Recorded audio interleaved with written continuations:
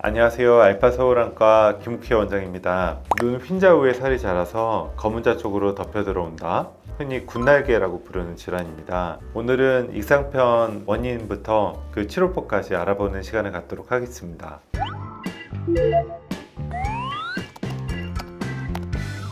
이게 이제 익상편의 실제 모습입니다. 동공이랑 각막이고요. 그 주위를 이제 둘러싸고 있는 조직이 이제 결막입니다. 이 결막이 안쪽으로 자라 들어오는 거예요. 이게 아주 초기에는 문제가 되지 않는데 계속 진행이 되면 각막을 잡아당기면서 이제 심한 난시를 유발할 수 있고요. 더 진행이 되면 동공 안에 이제 파고들면서 시야를 실제 가릴 수도 있거든요. 너무 진행돼 버리면 제거를 해도 흉이 남고 후유증이 남을 수가 있습니다. 그래서 계속 진행되고 있는 것이 확인이 된다고 하면 수술적으로 제거를 하시는 게 바람직합니다. 근데 동공 위에 이렇게 있는 거면 면봉으로 이렇게 밀면 밀려요? 전혀 그렇지 않아요. 이제 상피층까지 이제 들러붙어 있기 때문에 칼로 이제 긁어내듯이 해서 깨끗하게 벗겨내야 됩니다. 도대체 왜 생기는 거예요? 대개는 눈에 지속적으로 자극이 가해졌을 때 생기는 것으로 되어 있거든요. 오랜 시간에 걸쳐서 자외선에 노출이 된다든가 만성적으로 건조증이 있으신 분들도 있을 수 있고 농어촌에 일하시는 분들한테 굉장히 많이 발생하는 것으로 되어 있고 또 사막 지역에 계신 분들한테 유병률이 2배 이상 높은 것으로 되어 있거든요. 그러니까 익상편 수술은 아주 초기 때는 잘 권하지 않아요. 수술을 해도 재발하는 경우가 많거든요.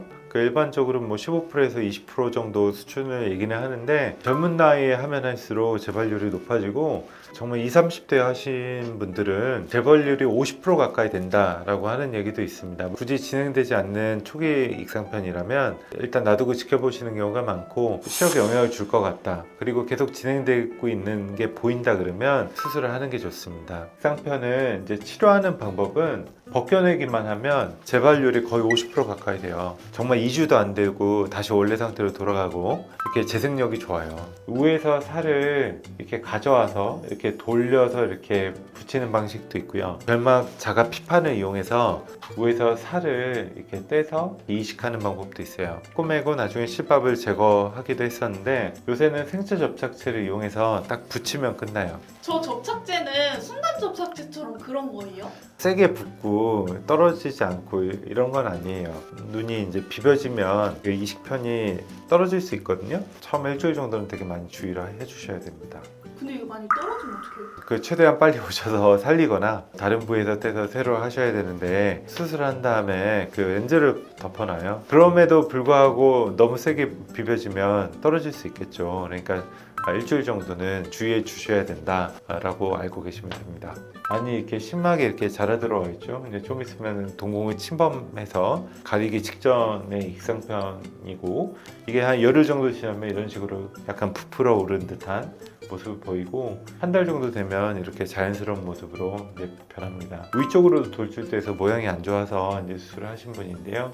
마찬가지로 피판을 댔고 한 달 정도 지나서 이렇게 자연스러워진 모습을 볼 수 있고 익상편이 진행되면 진행될수록 아무래도 절제 범위가 넓어지기 때문에 수술을 하기도 더 힘들어지고 재발할 가능성은 더 높아지거든요.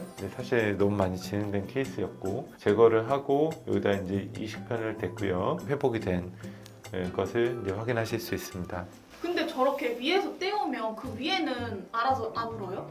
결막 쪽이 굉장히 재생력이 좋거든요. 그래서 이제 위에는 이쁘게 다 아물게 됩니다.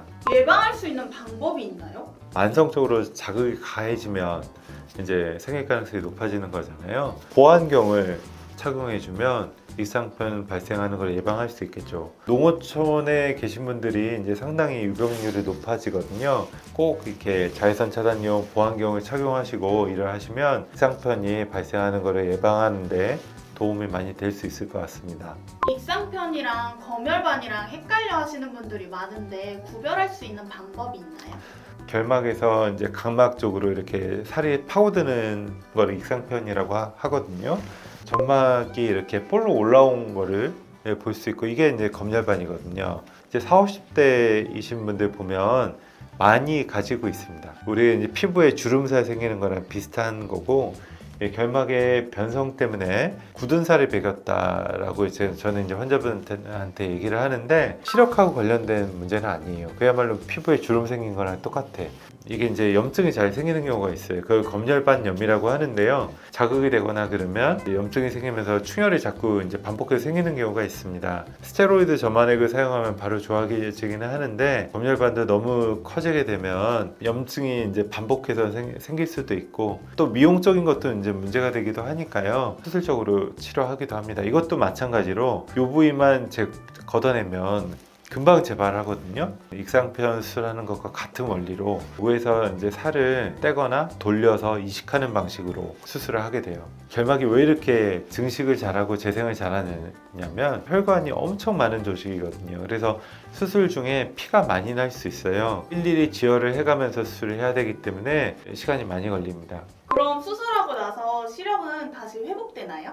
익상편을 제거를 하면 점점 다시 각막이 펴져서 한 달 정도 지나면 원래 상태로 돌아옵니다. 백내장이 같이 있다. 그런 경우도 제법 있거든요. 이제 가능하면 익상편 수술을 먼저 하고 한 달 정도 지나서 충분히 펴진 상태에서 백내장 수술을 하시면 정확하게 이제 백내장 수술을 진행하실 수 있게 돼요. 수술 후에 백태가 사라지지 않아서 문의하시는 분들이 많은데 백태는 바로 사라지나요? 경우에 따라 다른 것 같아요. 익상편이 진행된 지 얼마 안 되신 분들은 너무 깔끔하게 딱 떨어지거든요. 흔적도 하나도 없이 이렇게 잘 제거가 되는 경우가 많은데 익상편이 진행되고 오래 지난 경우에는 약간의 혼탁이 남는 경우가 있습니다. 특히 또 재발한 경우에는 더 이렇게 흉터가 많이 남을 수 있거든요. 너무 묵히지 마시고 수술을 진행하실 수 있으시면 더 좋을 것 같습니다. 오늘은 익상편에 대해서 알아봤습니다. 다음에 더 유익한 정보로 다시 찾아뵙도록 하겠습니다. 감사합니다.